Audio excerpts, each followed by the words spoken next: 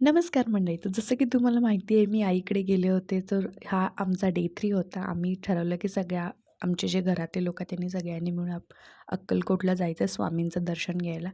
तर आम्ही सकाळ-सकाळी निघालो होतो. जाता-जाता आम्हाला महाराजांचं दर्शन झालं.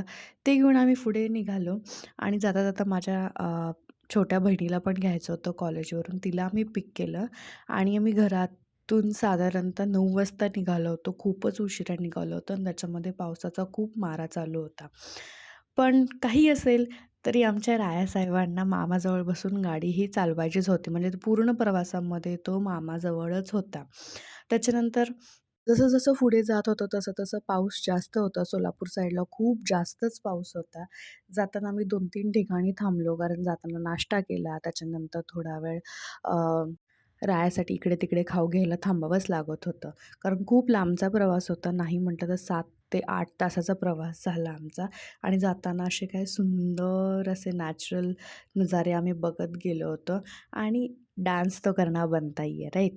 तर सगळ्या पाठीमागे बसलेल्या लोकांनी राया पण पाठीमागे गेला आणि खूप मस्ती केली त्या लोकांनी पाठीमागे बसून. मी पुढेच बसली होती कारण मग राया झोपी गेला की तो माझ्याकडे यायचा आणि खेळायचं असेल तर तो पाठीमागे जायचा.